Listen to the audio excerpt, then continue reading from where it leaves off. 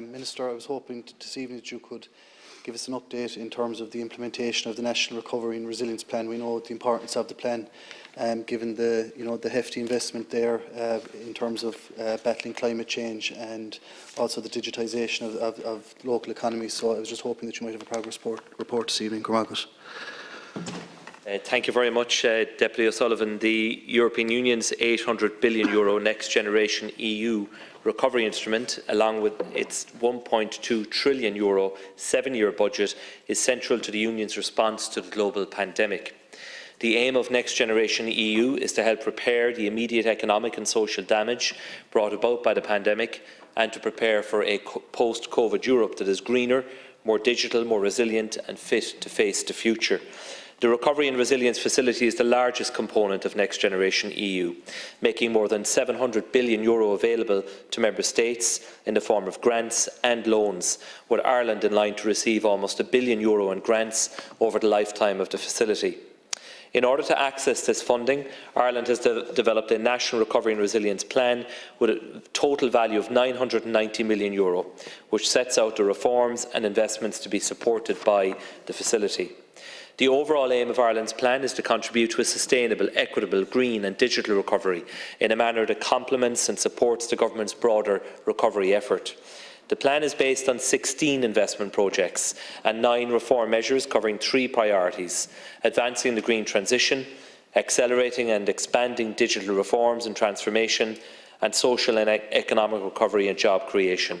Ireland submitted its draft plan to the Commission on the 28th of May this year, and in July, Commission President Ursula von der Leyen travelled to Dublin to present the Commission's positive assessment and draft Council implementing decision to An Taoiseach. On the 6th of September, I joined the Minister for Finance at the ECOFIN meeting at which Ireland's draft plan was considered, and the required Council implementing decision was then adopted by written procedure on the 8th of September.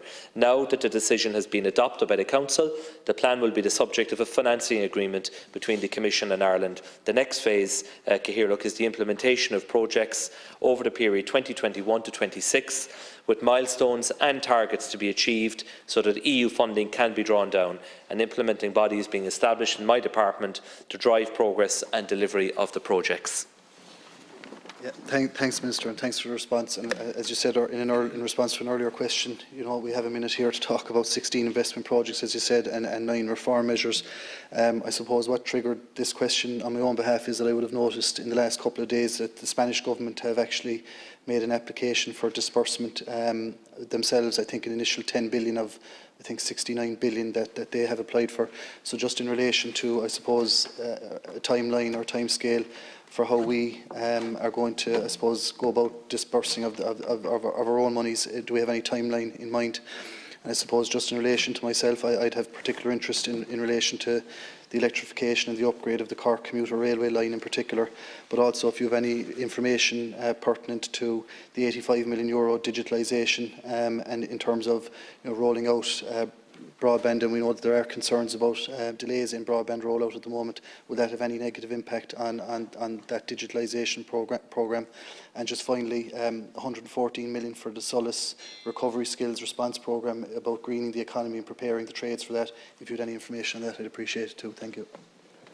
Thank you very much, Deputy, and I want to acknowledge your strong support for the Cork Area Commuter Rail Programme, which I know you have been advocating to the Government for some time in favour of, and that is a very exciting programme with a total cost of €185 million over the 5-year period from 2021 to 2026, and as you know, that involves a very significant enhancement and development of the rail network over approximately 62 kilometres from Mallow through Cork to Cove and indeed on to Middleton. And looking at the timeline of that, the main construction contract will be signed next year, as well as the contract on the electric train fleet. The key work in Kent Station in Cork is estimated to be completed by the end of 2024, and the full project will be finalised in 2026. As you know, all of this is with the ultimate aim to provide a 10-minute all-day frequency on electrified rail services on the Cork Commuter Rail project. So it is a really exciting project, and I welcome your support for it and the fact that you have raised it. I have a detailed information note on it here, which I'm happy to share with the Deputy as well. Yeah, thanks, Minister. And as you've mentioned, it's one of the most exciting projects that's going to happen in my area of Cork over the coming years, so I'm delighted to see progress with it. Just the final two questions, if you could address them in your closing minute, is just going back to the timescale in terms of the disbursement of funds in Ireland. Do we have any indicative timeline of when that might be? Is it going to go into next year, or if you have any indication, it would be appreciated. And just finally, if you had any information in relation to future grants. I know that this is the first of a couple of rounds of grant funding. I believe the next round might be 2023. And if you could just advise us of any preparations that are being undertaken in regards to that. Thank you. Thank you very much, Deputy. So we are expected to receive €915 million in grants in 2021 and 2022, with a further set of grants to be allocated in 2023 under the Recovery and Resilience Facility. And because this is European Union funding, there is a significant amount of compliance. There are regulations, so we have to ensure that we act in a manner consistent with them.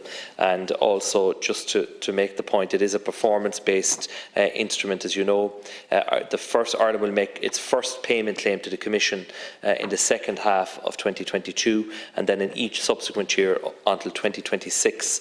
So over the course of the programme period, 21 to 26, projects funded under the National Recovery and Resilience Plan will be put in funds via the estimates process. So that's the manner in which we're going to deal with this. So the funding will start to flow quite soon. The important thing for us is to make sure that we have the projects that we can deliver and implement on the ground. And the ones that you've highlighted on the floor of the House tonight, Deputy, are exciting projects that the Government is fully committed to, and we look forward to implementing them. Thank you, Minister. We'll turn to